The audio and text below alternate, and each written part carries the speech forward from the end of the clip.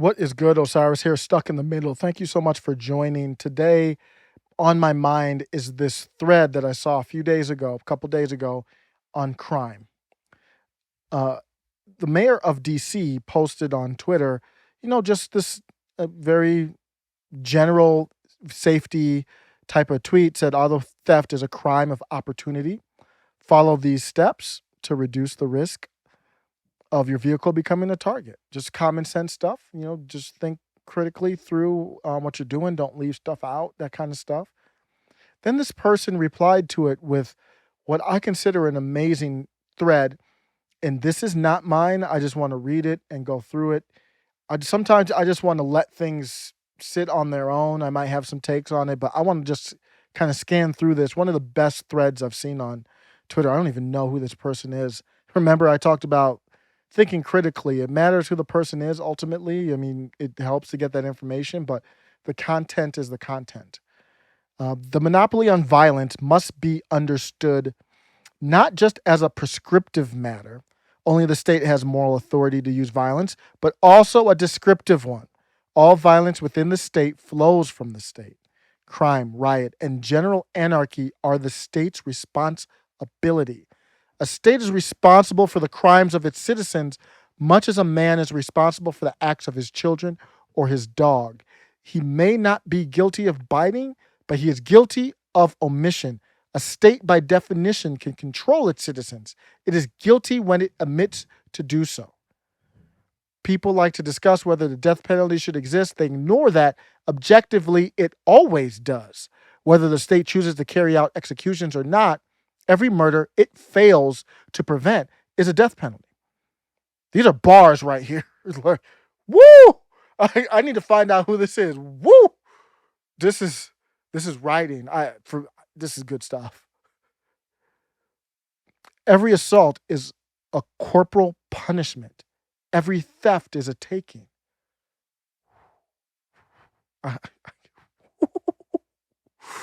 Thus, when we consider whether executions, canings, mass incarceration, and so on are uncivilized, the appropriate comparison is not an alternative form of punishment, but that alternative plus whatever brutally the absence of the original harsher punishment implies.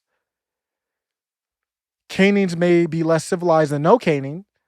Are canings less civilized than the stochastic crime that an absence of swift and painful punishment enables? Is Singapore less civilized than the United States? Does it look less civilized by any metric? This formulation still leaves room for the concept of cruelty. Cruelty is simply force beyond what is necessary to curb the problem.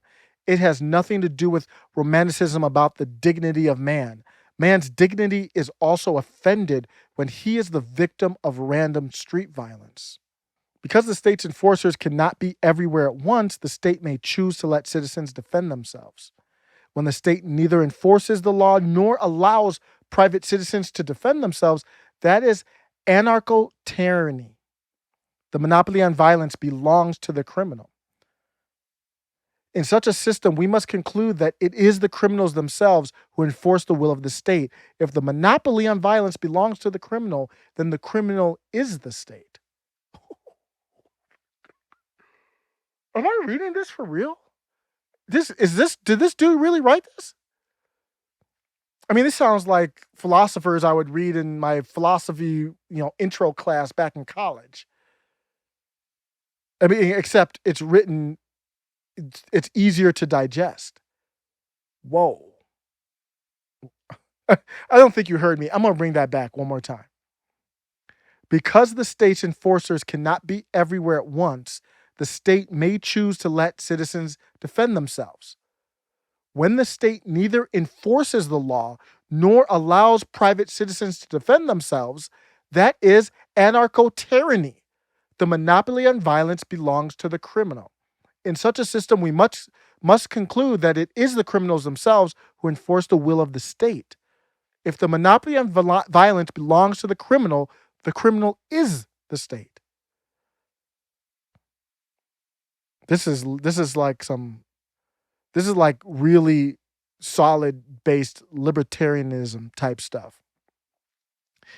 Cr- Crime is not a difficult problem. It's one of the first problems any state solves by definition, and one which pre modern societies managed more effectively than what we do now.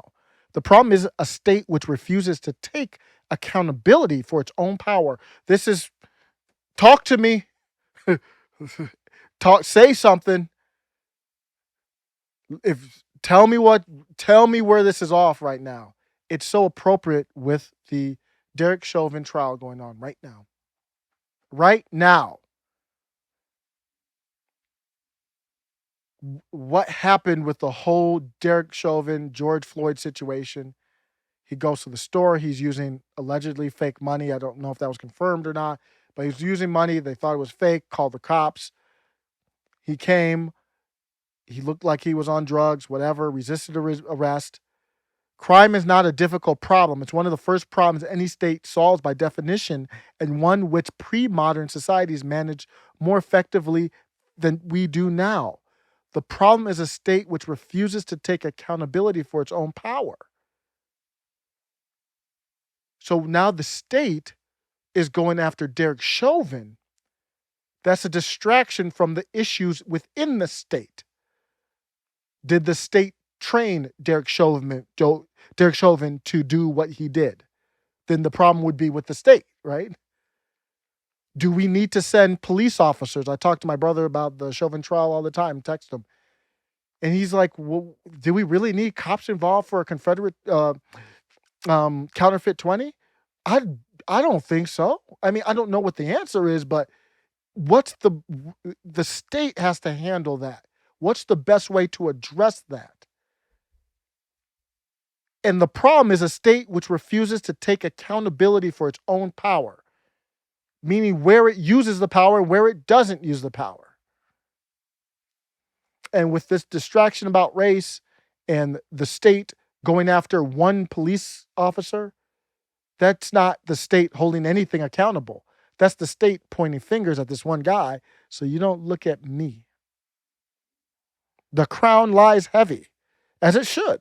But the modern regime has no crown and therefore nowhere to place responsibility.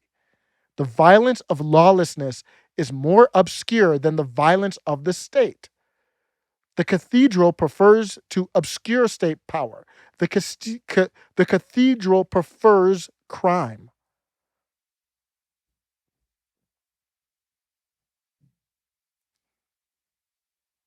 Then he went on to say, Ahmaud Anwar's death wasn't random. It was a consequence of a state that refused to do its job.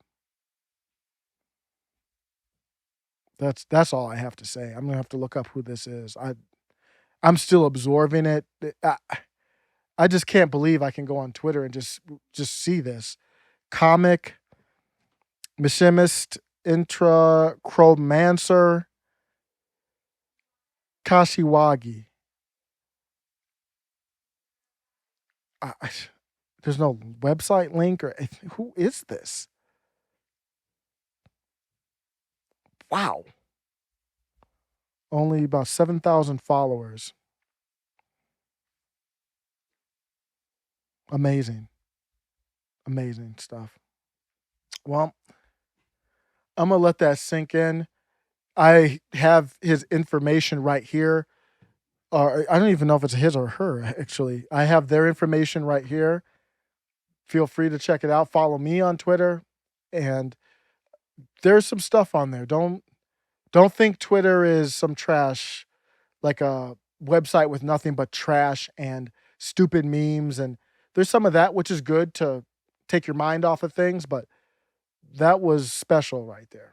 Thanks a lot for listening. Take care.